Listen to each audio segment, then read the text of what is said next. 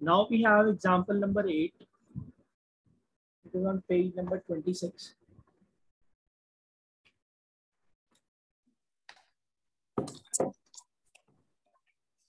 It says Bansi has 3 times as many 2 rupee coins as he has 5 rupee coins. If he has in all a sum of rupees 77, how many coins of each denomination does he have? Now, first of all, we have to know what is unknown quantity in the question. The unknown quantity is the number of coins of the denomination of 2 rupee and 5 rupee, right? So let's say we are having number of 2 rupee coins equal to x. Then the number of, no, not x, because 2 rupee coins are 3 times of 5 rupee coin. So better is we take 5 rupee coins as x. So we can easily form the relation between the number of coins of each of the denomination. Number of 2 rupee coin would be equal to 3x.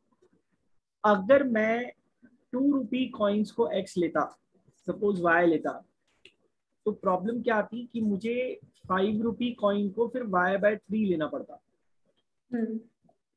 मैंने आपको बताया था कि जिसके आगे of then as लगा है उसमें मल्टीप्लाई होगा वो 2 टाइम्स 3 टाइम्स जितना भी टाइम्स है।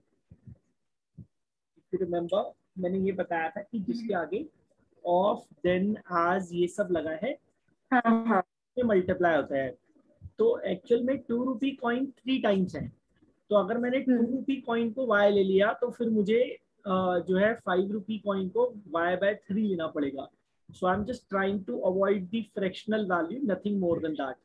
And I can also show you in both the ways how the answer will be same. तो चलो दोनों को ही डिस्कस कर लेते हैं। एक बार हम y और y/3 ले लेते हैं, एक बार हम x और 3x ले लेते हैं। तो पहले हम इसको सॉल्व करते हैं।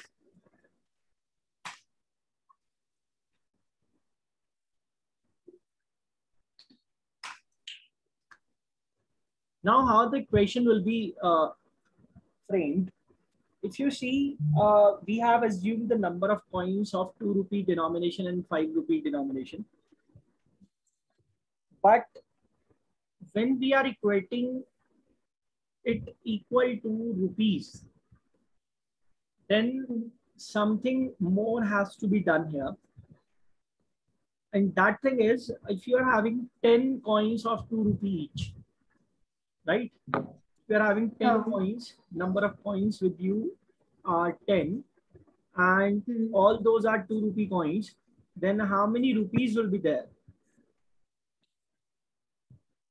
आपके पास 10 कॉइन्स हैं 2 रुपीस के, टोटल रुपीस कितने होंगे? आपकी वॉइस बहुत क्रैक हो रही है।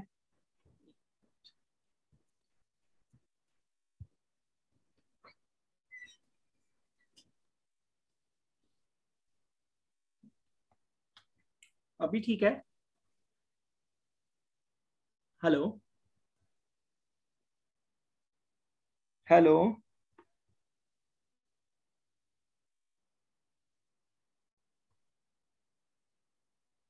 हेलो सर आपकी वॉइस आ रही है पर बहुत क्रैक हो रही है। बच्चे मैंने तो फैन भी बंद कर दिया। अब 1 मिनट रुक जाओ।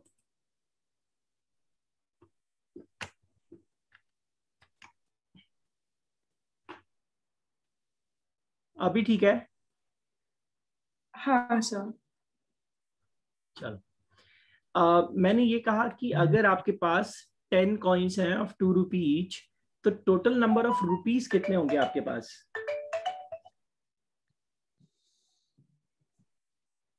हेलो हेलो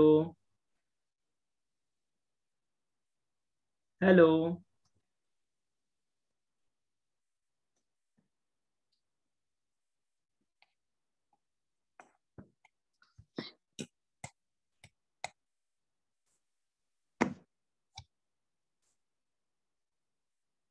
हेलो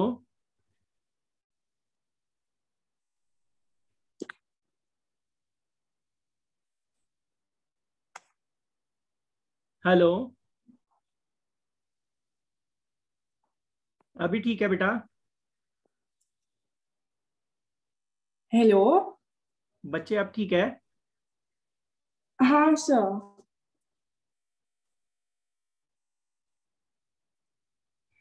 बच्चे मैंने ये बोला आपको कि अगर आपके पास 10 कॉइन्स है ऑफ 2 रुपीज, टोटल रुपीज कितने होंगे आपके पास? 20। 20। वो 20 आप कैसे निकाल रहे हो? जब आप नंबर ऑफ कॉइन्स को मल्टीप्लाई। मल्टीप्लाई कर रहे हो उसके डिनोमिनेशन से। हाँ। So now we are going to equate in terms of rupees, because जो हम्म। वैल्यू इक्वेशन के लिए दी है दैट इज 77। हम्म। अब मैंने जो नंबर ऑफ कॉइन्स एज्यूम किए हैं वो x और 3x है, but just keep in your mind that these x and 3x are the number of coins. These are not rupees, so we have to convert it into the rupees. And if we are having 3x number of coins of the denomination of 2 rupee, then it has to be multiplied with 2. So there will be 3x into 2 rupees. And for the denomination of 5 rupee, we have to multiply it with 5. So there will be x into 5 rupees. So the total number of rupees would be 77 according to the question. So now this is how the equation will be set. So it is 6x plus 5x equals to 77, and 11x is equal to 77, and x comes out to be 7. So now we are looking for the number of coins. So we get the value of x, and the value of 3x would be equal to 33. And we can also verify it. How we can verify it? 33 are the number of coins of 2 rupee denomination. So when 33 is multiplied with 2 and 7 is, I think some problem is there. Okay, 3x would be equal to 21, I think. 21. So the number of coins of 2 rupee denomination is 21. So total rupees would be 21 into 2. And for 5 rupee denomination, it should be 7 into 5. And as we can see, 42 plus 35 would be equal to 77. So this is how we can cross verify it, right? We can verify by taking or putting the value of x in the aforesaid equation, right? Yeah. Now, if we are taking y by 3 and y, because in question generally we do not get the idea that which of the value we must take for the variable. So in these kind of cases, suppose if it would have been taken y and y by 3 for 2 rupee coin and 5 rupee coin respectively, in that case, how the equation would have been: 2 rupee coins are equal to y, so it should be 2 into y, and 5 rupee coins are y by 3, so it should be y by 3 into 5, and that would be equal to 77. Now the problem is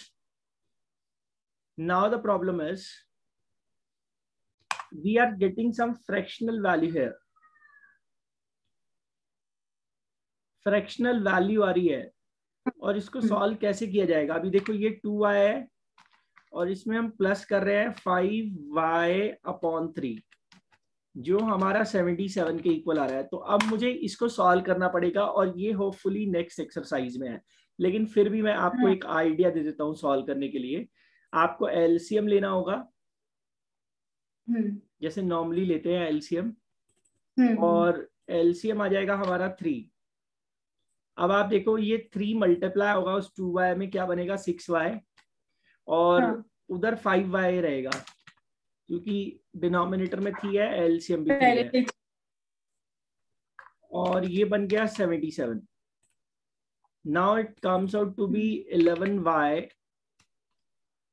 upon 3 equals to 77, और value of y जो है हमारा वो आ जाएगा 77 into 3, और upon में आ जाएगा यहाँ पर 11।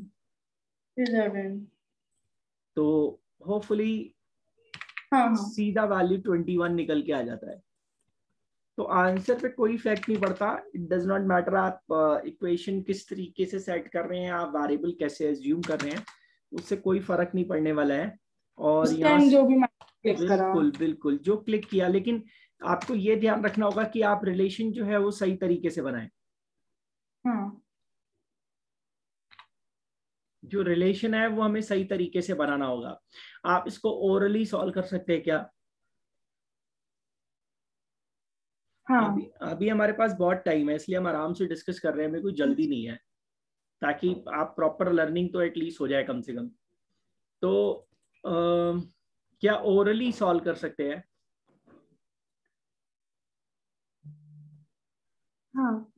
कैसे करेंगे?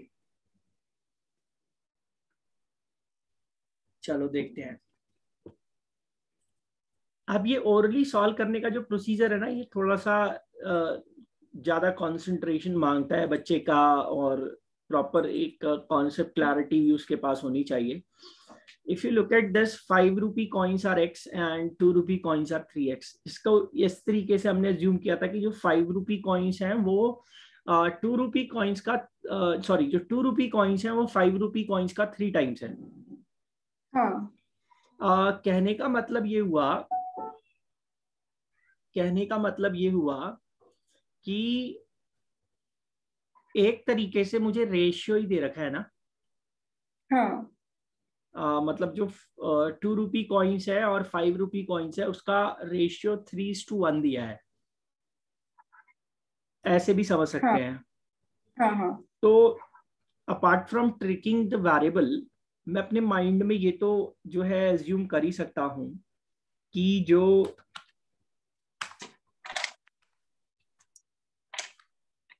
हमारा 2 रूपी कॉइन वाला है, ठीक है, वो 3 यूनिट्स है, और 5 रूपी वाला हमारा 1 यूनिट है, ऐसा एज्यूम कर सकता हूं। मैंने यूनिट इसलिए लिया है बिकॉज वो रिलेशन को जो है सेटिस्फाई कर रहा है। तो यूनिट मतलब पार्ट है, वो कितना है उससे हम लोग अभी कोई डिस्कशन नहीं कर रहे हैं। अब आप देखो, अगर ये तो हमने कॉइन्स के लिए लिया है ना, नंबर ऑफ कॉइन्स के लिए लिया है, ये अपना माइंड में एज्यूम कर सकते हैं, इसको लिखने की जरूरत तो है नहीं। अब सेम वही प्रोसीजर है, अगर 2 रूपीज वाले मेरे पास 3 यूनिट्स हैं, तो रुपीज कितने बनेंगे? 6 ना। 2 रूपीज वाले मेरे पास 3 यूनिट्स हैं, तो मेरे पास रुपीज कितने बनेंगे? 6 यूनिट रुपीज बनेंगे भाई। 3 इंटू 2 करना पड़ेगा ना। तो 6 बनेंगे, और 5 वाले मेरे पास 5 ही रहेंगे, बिकॉज वो 5 इंटू 1 हो जाएगा। तो टोटल 11 यूनिट्स रुपीज बनते हैं मेरे पास। और वो 11 यूनिट्स ऑफ रुपीज जो है मेरा, अब ये लिखने की जरूरत नहीं है, आप देख लो सब मेंटल कैलकुलेशन ये इजीली हो सकती है। बस ये लिखे मैं इसलिए रहा हूं ताकि आप इसको समझ सको।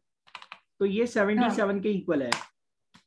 तो इसी तरीके से 1 यूनिट का वैल्यू कितना हुआ? That would be equal to 7, and 3 units का वैल्यू कितना हुआ? That would be equal to 21। So this is how we can also solve it orally. लेकिन ये जो रोड मैप है क्वेश्चन को सॉल्व करने का, ये क्लियर होना चाहिए मेरा। अब दिक्कत ये है कि इस तरीके से अगर ओरली आंसर निकाल लोगे तो मार्क्स तो मिलेंगे नहीं, प्रॉब्लम ये है। हाँ, तो वो एक्स पे ही मार्क्स देते हैं, इसलिए पहले ये एक्स वाला प्रोसीजर दिखाया है, फिर दूसरा दिखाया है। स्टेटमेंट्स लिख के। हाँ, बिल्कुल, लेकिन जहाँ एमसीक्यू है या और कुछ है तो वहां पे हम लोग को कर ही वहाँ सकते पे हैं। स्क्रीनशॉट आप लेना चाहो इसका तो। हाँ।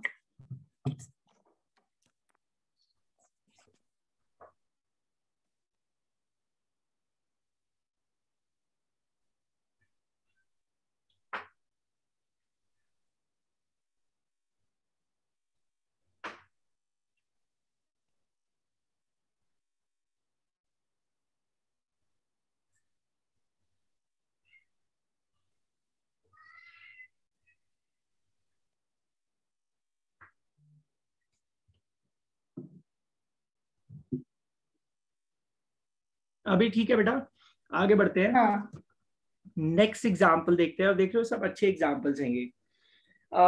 नेक्स्ट एग्जाम्पल होपफुली आपने जो है लास्ट क्लास में से डिस्कस तो कर लिया था, जहाँ पे वो आई थिंक 8 के मल्टीपल्स को हम लोग देख रहे थे। तो अब यहाँ पे हाँ। क्या कह रहा है, कह रहा है 11 के मल्टीपल्स हैं।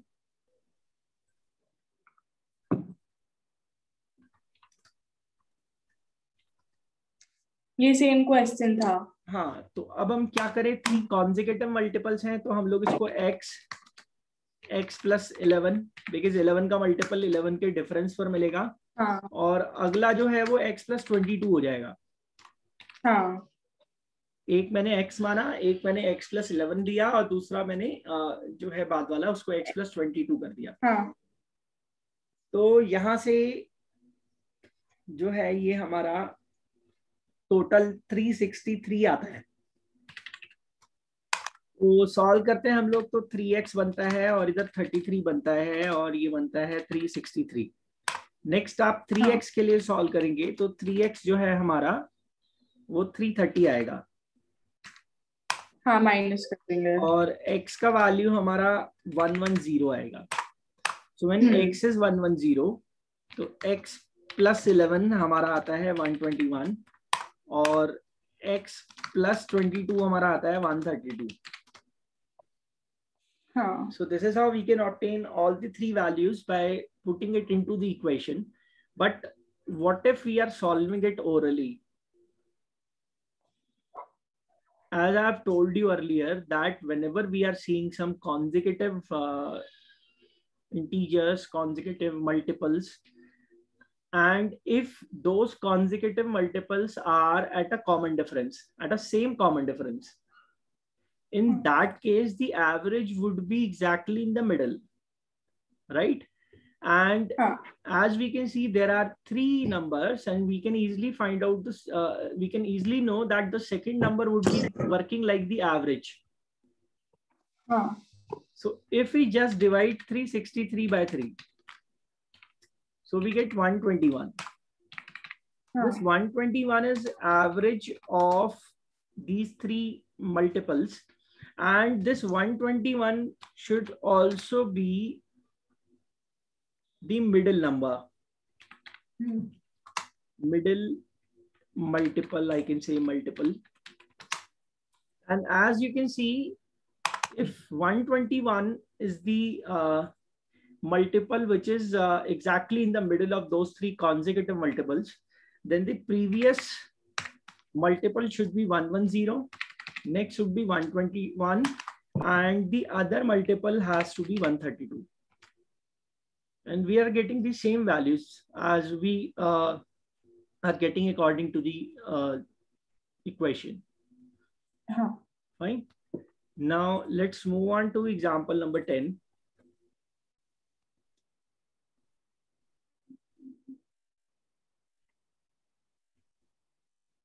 See, when the alternative method is given, there is an alternative method given on page number 26, exactly in the right bottom of the page number 26.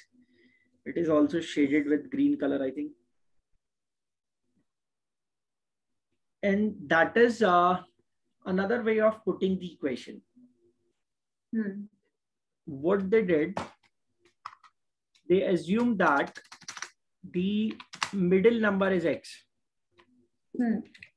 So the previous number should be 11 x minus 11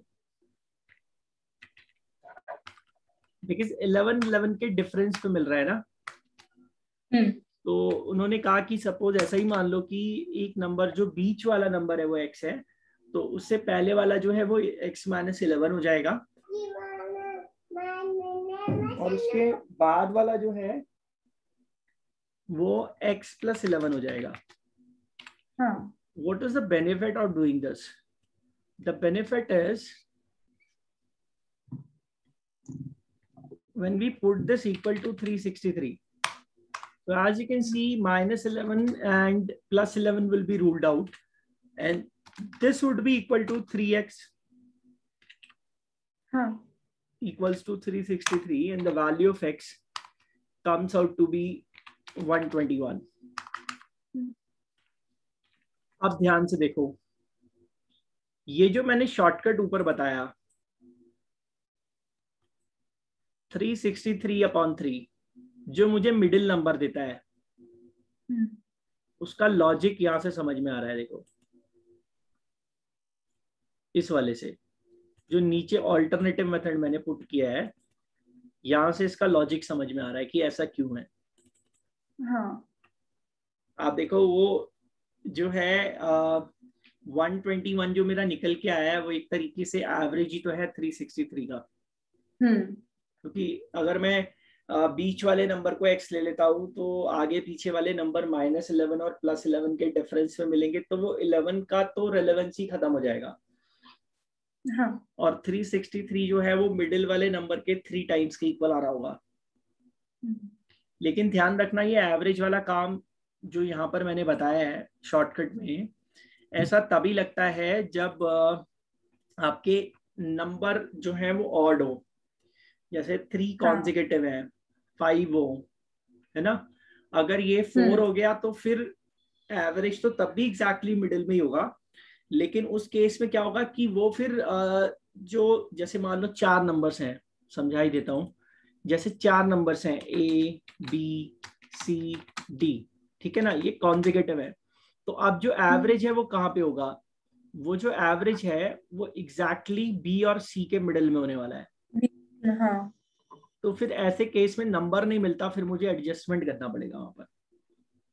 तो इस बात का ध्यान रखिएगा. Otherwise equations भी बुरी नहीं है, इक्वेशंस भी हमें आंसर तो दे ही देनी है.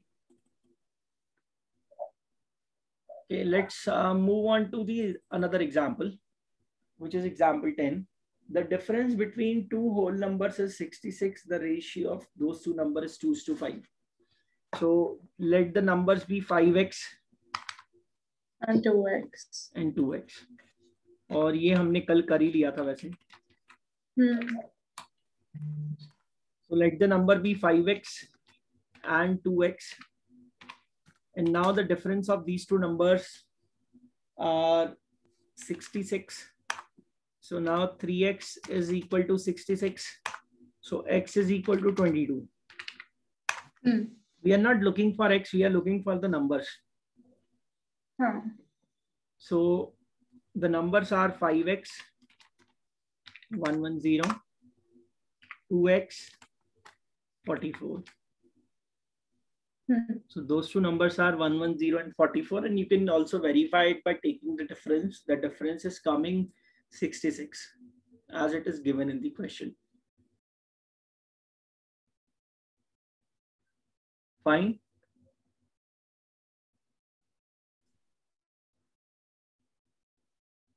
Hello.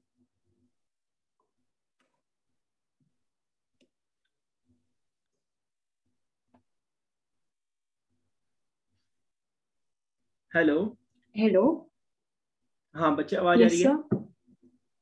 हाँ सर.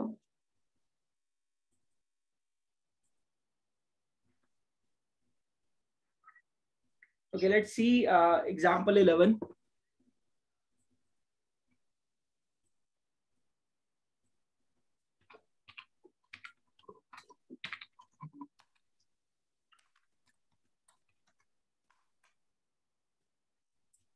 क्या कह रहे हैं देखिए. कह रहा है Deveshi has total 590 rupees as currency notes in the denomination of 50, 20 and 10. Now there are 3 denominations. And the ratio of the number of coins of 50 rupees notes and 20 rupees notes is 3:5. And if she has a total of 25 notes, how many notes of each denomination does she has? So let us first of all put the relation between the 50 rupees, 20 rupees, 50, just a minute, 50, 20 and 10. Fine. Ratio क्या दिया है 50 और 20 वाले का 3 और 5, तो क्यों ना हम इसे 3x और 5x ही ले लें। आप ध्यान से देखना, क्या हमें 10 रुपीज वाले पता चल रहे हैं, उसके बारे में कोई इंफॉर्मेशन दी है कि 10 रुपीज वाले कितने हैं? अब यही दिमाग हमें लगाना पड़ेगा कि जो टोटल कॉइन्स हैं वो टोटल कॉइन्स जो हैं वो 25 हैं। तो 10 रुपीज वाले 25 माइनस 8x बनेंगे ना। बिकॉज यहां मैं एज्यूम कर रहा हूं नंबर ऑफ कॉइन्स, क्योंकि 25 टोटल है और जो बाकी हैं वो ऐड हो जाएंगे तो बचे वाले 10 होंगे। बिल्कुल, तो वो दोनों मिला के 50 और 20 वाले मिला के 3x और 5x हुए according to the given relation, and 10 rupees coins would be 25 minus 8x, so 8x is the total of 3x and 5x। 50 और 20 वाले कॉइन्स को मैंने ऐड कर लिया तो टोटल 8x है, तो 25 में से जब मैं 50 और 20 वाले माइनस कर दूंगा तो मुझे 10 रुपीज वाले मिल जाएंगे। सो दिस इज हाउ मुझे नंबर ऑफ कॉइन्स का रिलेशन मिला है। अब मुझे रुपीज में इक्वेट करना है और इक्वेशन यहीं से बनेगी। आप देखो 3x वाले का टोटल रुपीज कितना बनेगा, 3x इंटू 50। और ये अच्छा सवाल है ना, ये एग्जाम में दिखने का पूरा चांस है इसका। और फिर देखो 20 रुपीज वाला 5x इंटू 20 और 10 रुपीज वाला अब 25 माइनस 8x एक प्रॉपर एक्सप्रेशन है तो उसको मुझे ब्रैकेट में रखना पड़ेगा। अगर आप ब्रैकेट में नहीं रखोगे तो देखो क्या गलती हो सकती है और एक ग्रेव एरर हो सकती है यहाँ पर। बिकॉज अगर मान लो मैं 25 और 8 ऐसा ब्रैकेट में नहीं रखता हूं, मान लो मैंने ये ब्रैकेट में नहीं रखा और मैंने ऐसे लिख दिया, ठीक, तो एक ग्रेव एरर क्या है यहाँ पर कि मैं जब इस तरीके से लिखूंगा ही गलत तो मैं सॉल्व कैसे करूंगा सही, पहला क्वेश्चन ये है। दूसरा ये है कि अगर मान लो मैंने गलती से ऐसे लिख दिया तो जब मैं नेक्स्ट स्टेप पे जाऊंगा तो मेरा दिमाग ये नहीं काम करेगा कि मैंने 25 माइनस 8x पहले क्या लिखा था। तो वहां फिर हम अपने बॉर्ड मास के अकॉर्डिंग चलेंगे और हम सीधा 8x में 10 को मल्टीप्लाई करके छोड़ देंगे। जबकि अगर मैं ब्रैकेट लगा रहा हूं तो 10 रुपीज वाले कॉइन पूरा ये एक एक्सप्रेशन जो है वो बन रहा है 25 माइनस x, यानी कि जो 10 मल्टीप्लाई होगा वो 25 में भी होगा 8x में भी होगा। ये ग्रेव एरर है जो यहाँ पर होती है, बच्चों से थोड़ा सा लिखने के चक्कर में पूरा गलत कर देते हैं। जरूरी नहीं कि हर बार गलती करेंगे ही करेंगे, लेकिन मोस्ट ऑफ द केसेस में कर बैठते हैं क्योंकि जब वो सेकेंड स्टेप पे जाते हैं तो उनका दिमाग ये नहीं काम कर रहा होता कि उन्होंने पहले क्या लिखा था। तो ये बन जाएगा हमारा 150x, दूसरा बन जाएगा हमारा 100x, तीसरा बन जाएगा हमारा 250 माइनस 80x और ये इक्वल आएगा 590 के।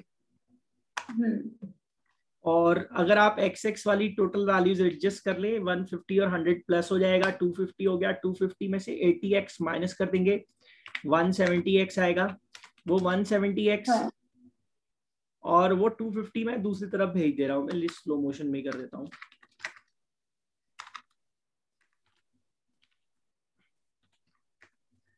यहां से 170x आता है मेरा, 250 उधर जाके माइनस करेंगे 340, और हाँ. और x का वैल्यू आएगा 340 अपॉन 170, यानी कि 2। अब नंबर ऑफ कॉइन्स मुझे देखने थे, तो 3x का वैल्यू देखो क्या आ रहा है, 6। हाँ. और 5x का वैल्यू क्या आ रहा है। अब आपको समझ में आ रहा होगा कि 8th का और 7th का हाँ. डिफिकल्टी लेवल बहुत अलग है। अब आप देख रहे हो फर्स्ट चैप्टर से ही डिफिकल्टी लेवल अच्छा आ रहा है। अभी एक सिंपल एक्सरसाइज को भी हमें सीखने में, डिस्कस करने में एक अच्छा टाइम लग रहा है। आगे ज्योमेट्री आएगी तो फिर उसमें मैं और बेहतर तरीके से एक्सप्लेन करूंगा, ताकि हम अच्छा बेस रख सकें 9th और 10th के लिए। 5x जो है हमारा वो 10 हो जाता है, और 25 माइनस 8x भी कर सकते हैं, और आप ये भी कर सकते हैं कि 25 में से आप टोटल 16 माइनस कर दें। बिकॉज अब तो मुझे पता चल ही गया ना, 50 और 20 रुपीज वाले 6 + 10 टोटल 16 है। हाँ. और मैं ऐसे यहाँ पर वैल्यू रख के भी माइनस कर सकता हूँ, तो बात वही आएगी, 9 कॉइन्स 9 नोट्स हो जाएंगे 10 रुपीज के। क्लियर हो गया? हाँ सर. ओरली भी कर सकते हैं, लेकिन मैं अवॉइड करूंगा अभी उस तरीके को बताने में, कहीं ऐसा ना हो कि, बिकॉज ये अच्छा क्वेश्चन है, एक अच्छी वर्किंग है इसमें, तो ऐसा ना हो कि ये वर्किंग भी हमारे दिमाग से निकल जाए। हाँ. इसीलिए मैंने कहा जहाँ पे इजी है, आप इजीली समझ पाओगे, साथ में उसको जो है कन्वे भी किया जा सकता है, तो वहाँ मैं एक्सप्लेन कर दे रहा हूँ। लेकिन जहाँ पर लगेगा कि हाँ थोड़ा हैवी हो रहा है, तो फिर हम लोग उसको अवॉइड करेंगे। तो यहाँ तक कोई प्रॉब्लम नहीं है। नेक्स्ट एग्जाम्पल की तरफ चलते हैं। एग्जाम्पल है ही नहीं, खत्म हो गया। क्वेश्चन की तरफ आते हैं, एक्सरसाइज 2.2 पर। हाँ.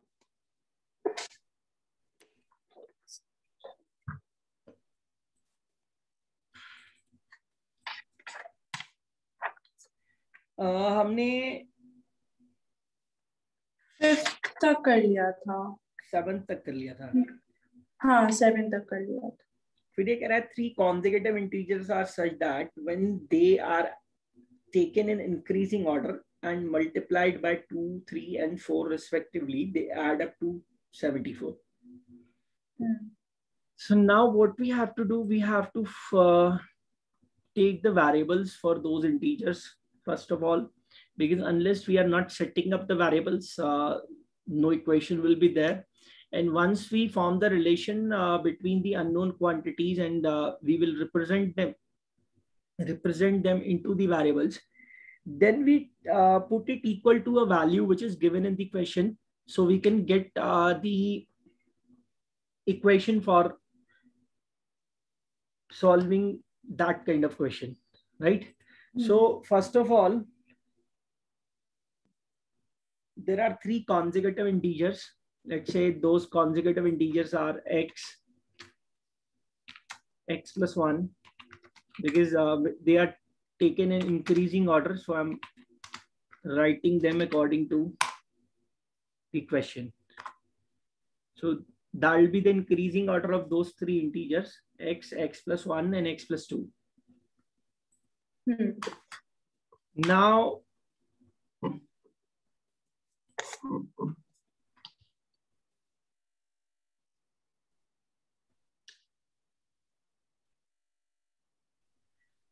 he says when they are multiplied by 2, 3 and 4 respectively.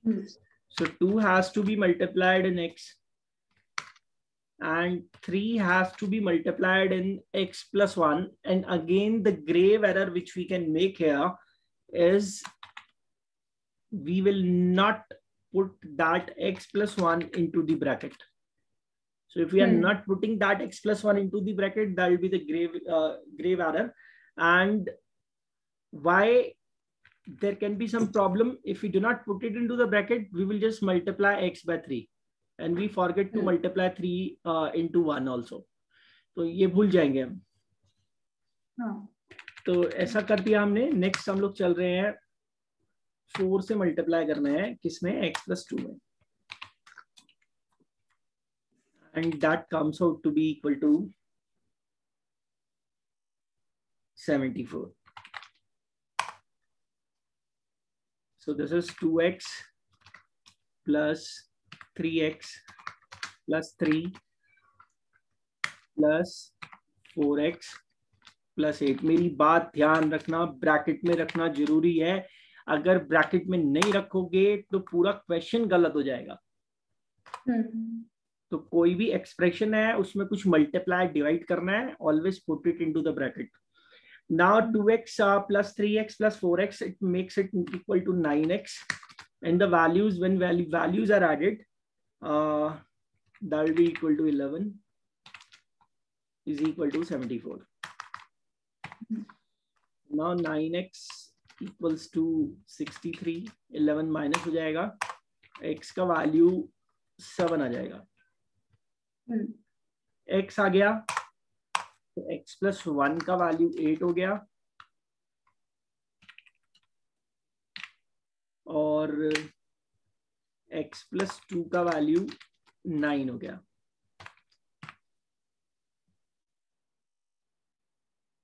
तो इंटीजर्स मिल गए हमें. ठीक है, ये हमारा क्वेश्चन नंबर 8 था.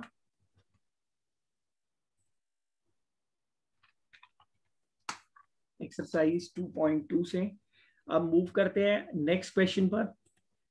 ये आपने सॉल्व तो नहीं किए होंगे ना अभी? नहीं सर, मैंने 5th तक करे थे. हाँ नहीं ठीक है. अब वो अच्छा यही है कि मैं उसको करवाऊं, बिकॉज आप देखोगे उसके बाद प्रैक्टिस करोगे तो ज्यादा इजी रहेगा. बिकॉज ये ठीक ठीक क्वेश्चन है आपके लिए अभी. बिल्कुल we are starting with the baby steps. तो ऐसा ना हो कि फिर वो चीजें जो है वो डिमोटिवेट भी करती है कि नहीं हो रहा है, नहीं हो रहा है. So better is first we learn and then we will solve it. Next, in question number 9,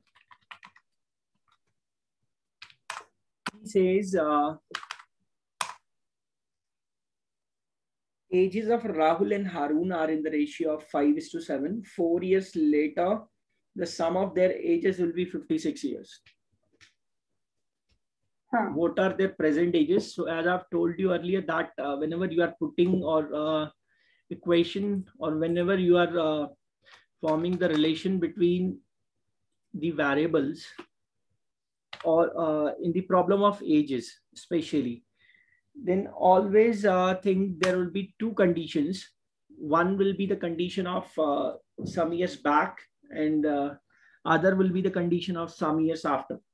Or rather than that, there would be given the condition of present, and the other condition would be of some years back or after, right? So in these kind of cases, just try to set up a layout, present, and as he's talking about in the question, 4 years later. So 4 years later, there is after condition. बेटा आवाज आ रही है? हाँ sir. तो ये present और after, ये दो सिचुएशंस दी हैं, और ये दोनों सिचुएशन दी हैं हारून के लिए, और हारून लिख दिया, चलो कोई बात नहीं.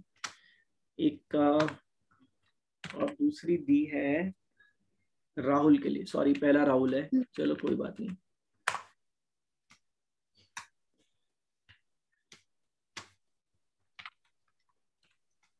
ठीक है, 5x plus 4.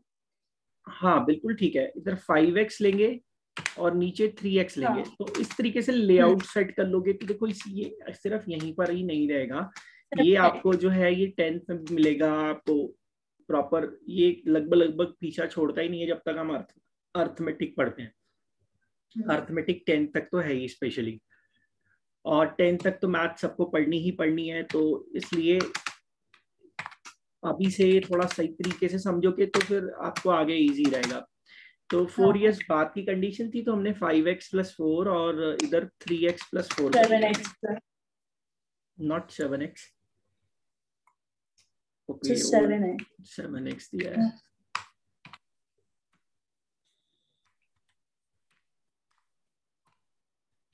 Now, what is the situation after 4 years?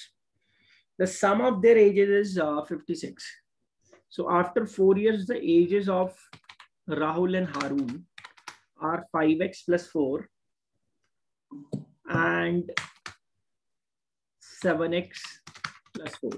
अब मुझसे बच्चे यहाँ पर एक क्वेश्चन करते हैं, कहते हैं सर ये जो क्वेश्चन आपने 8 पहले सॉल्व किया था, उससे पहले आप सॉल्व कर रहे थे, तो आप ये कह रहे थे कि कोई भी एक्सप्रेशन हो तो उसको ब्रैकेट में रखना चाहिए, अदरवाइज ग्रेव एरर हो जाएगी, अदरवाइज दिक्कत हो जाएगी, आप सही से आंसर नहीं निकाल पाओगे। तो सर यहाँ क्यों नहीं आपने ब्रैकेट में रखा? कई बार बच्चे कंफ्यूज होते हैं। तो बेटा देखो, यहाँ ब्रैकेट में नहीं भी रखूंगा तो चल जाएगा, हालांकि रखना चाहिए। अगर सही तरीके से लिख रहे हो तो इस तरीके से लिखो, ज्यादा अच्छा है। लेकिन मैं आपको ये चीज एक्सप्लेन कर रहा हूँ कि यहाँ पर गड़बड़ का चांस नहीं है। हालांकि अगर आप आदत डाल लो कि ब्रैकेट में लिखना ही लिखना है, एक्सप्रेशन आएगा तो आपके लिए बहुत अच्छा है, वो तो हमेशा ही सेफली काम करेगा। लेकिन यहाँ पर जो है लिखने का कोई इतनी दिक्कत नहीं थी, बिकॉज मैं ऐड कर रहा हूँ, और अगर मेरे ब्रैकेट अगर ओपन भी होंगे तो फिर वो एज इट इज ओपन होंगे। लेकिन अगर मैं सब्सट्रैक्ट कर रहा होता तो मुझे ब्रैकेट में रखना साइन चेंज करता है। हाँ, इसीलिए कह रहा हूँ कि सिर्फ एडिशन में थोड़ा सा एक्सेप्शन हो जाता है हमारे पास।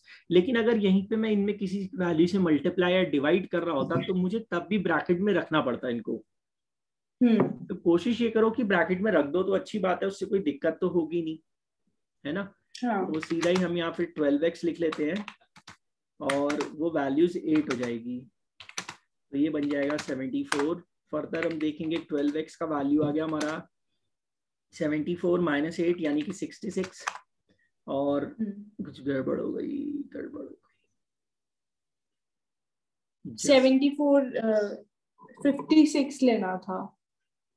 अरे मैं पिछले क्वेश्चन का वैल्यू रीड कर दे रहा हूँ।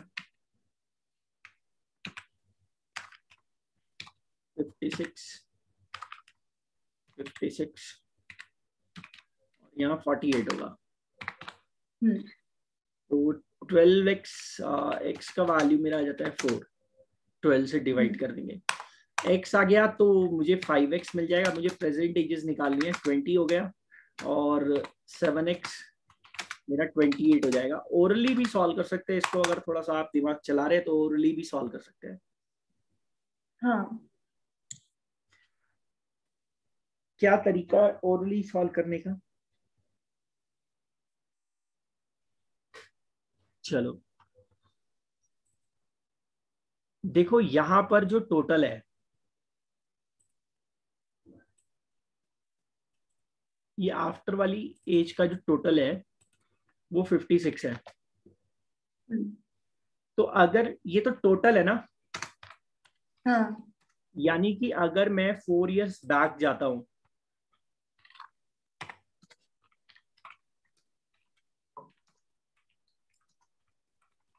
तो मुझे क्या मिलेगा? प्रेजेंट मिलेगा। और अगर मैं 4 इयर्स बैक जाता हूं तो दोनों की एज 4 इयर्स कम होगी ना, यानी कि टोटल 8 कम हो जाएगा। हाँ, यानी कि दोनों की एजेस का टोटल 48 रहेगा 4 इयर्स बैक। और 40 डिवाइडेड बाय 12 नहीं, अब हाँ कर सकते हैं, ये टोटल हुआ 48 है ना। हाँ, अब ये जो 48 है ये 5:7 में डिस्ट्रीब्यूट कर सकते हैं, बिकॉज राहुल जो है वो 5 पार्ट्स है और जो हारून है वो 7 पार्ट्स है। तो टोटल 12 पार्ट्स जो है वो 48 को रिप्रेजेंट कर रहा है। तो 1 पार्ट 4 हो गया और 5 पार्ट्स 20 हो गया। उस हिसाब से ये 20 और 28 आ जाएगा। हाँ, तो इसके लिए क्या है कि इक्वेशन नहीं चाहिए, इसके लिए आप मेंटली जो है यहाँ पर ऑपरेट कर सकते हैं। तो ऐसा एज सच कोई दिक्कत है नहीं। और अगर आप ध्यान से देख रहे हैं तो बेटा यहाँ पर और इस इक्वेशन में कोई डिफरेंस नहीं है। आप देख रहे हो हम इक्वेशन को ही यहाँ मॉडिफाई कर रहे हैं, और हम लेकिन वो एक्स वाई की बात नहीं कर रहे। हाँ देखो पूरी लैंग्वेज वही है। देखो ये 8 हाँ जो हाँ है इधर आके माइनस हुआ, तो हमने कहा कि देखो 4 years बैक जो है टोटल 48 होगा, और फिर हमने वो 12 पार्ट्स को 48 रखा, 1 पार्ट का वैल्यू निकाला 4, फिर 5 और 7 का वैल्यू निकाला। यहाँ भी तो हम यही कर रहे हैं कि 12 यूनिट्स जो है 48 है, 1 यूनिट 4 होगा, 5 यूनिट 20 होगा, 7 यूनिट 28 होगा। सो दिस इज हाउ, वो सेम चीज है, बस ये कि बच्चा अगर ये थोड़ा ओरली सॉल्व करने वाला मेथड प्रेफर कर लेता है, तो होता क्या है कि जितनी देर में आप ये सारा लिखोगे ना, ये सारा आप लिखोगे जितनी देर में, उतनी देर में तो ऐसे 3 बार हम एक क्वेश्चन को सॉल्व कर लेंगे। हाँ तो होता यही है, आगे कॉम्पिटिटिव एग्जाम्स अगर आप कोई फेस करोगे, मान लो सिविल सर्विसेज के लिए जा रहे हो या और किसी एग्जाम के लिए जा रहे हो, गवर्नमेंट एग्जाम है या कुछ भी है, तो एप्टीट्यूड तो वहाँ आता ही आता है। इवन सिविल सर्विसेज में भी आप प्री में देखते हो ये सब हल्का फुल्का मैथ्स और ये सब होता है। अब वहाँ क्या है, वहाँ पे आपको 2 hours में 200 क्वेश्चन मिलते हैं। हाँ इसमें से 30-40 क्वेश्चंस मैथ्स के होंगे, बाकी जीएस के होंगे, रीजनिंग होगी। तो इन सब क्वेश्चंस को आप क्या सोच रहे हो? अभी देखो 120 मिनट्स में 200 क्वेश्चंस, मतलब 1 मिनट भी नहीं है एक क्वेश्चन के लिए। हाँ तो अब आप सोचो कैसे सॉल्व करोगे 100 मिनट में 100 क्वेश्चंस। तो अब वहां पर 1 मिनट में अगर आप, मैं सिंपली ये कहता हूँ, आप अभी अपनी एक्सपेरिमेंट कर लीजिए, ये 5 लाइन आप अपनी कॉपी में जो है यहाँ पर स्क्रीन से देख के आप लिखने की कोशिश करो, टाइम सेट करके, आपको 40-45 सेकंड सिर्फ इसको कॉपी करने में चला जाएगा।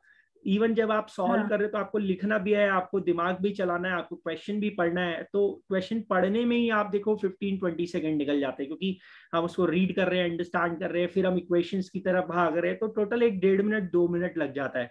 और एक एक बहुत स्पीड से करोगे तब भी कह रहा हूँ, और एक एक मिनट हमारे ऊपर भारी है वहां पर। हाँ तो ये सब चीजें अभी रियलाइज नहीं होती हैं, लेकिन जब आप 10-15 साल बाद आगे जाके कुछ फेस करोगे, तब आपको ये सब चीजें इंपॉर्टेंट लगेंगी। एमबीए करोगे, इवन कैट का एग्जाम होता है, तो वहां भी यही सब शॉर्टकट्स हैं, सारी चीजें हैं। अब मैं ये कैसे बता पाता हूँ, बिकॉज मैं जो है स्टार्टिंग से एप्टीट्यूड ट्रेनर ही रहा हूँ। तो पहले मैं कैट के लिए प्रिपरेशन करवाता था, फिर बैंक एसएससी, है ना, तो इसलिए शॉर्टकट्स जो है प्रॉपरली किसी भी क्वेश्चन में हम लोग बना लेते हैं और कर लेते हैं उसको इजीली। पर स्कूल में वो जो है करिकुलम के हिसाब से वो मेथड नहीं आ पाता है, ये है। तो थोड़ा थोड़ा मैं आपको सिखाने की कोशिश कर रहा हूँ, अगर सीख जाओगे तो बहुत अच्छी बात है, आगे के लिए आपको जो है इजी रहेगा बिल्कुल। चलो ठीक है बेटा, आज के लिए बहुत है। बाकी कल देखते हैं, कुछ क्वेश्चंस इसमें रह गए हैं, आप ट्राई कर लीजिएगा। वैसे इसमें डाउट आएगा मुझे पता है, तो फिर हम लोग जो है नेक्स्ट क्लास में इसे कंप्लीट कर लेंगे इस एक्सरसाइज को।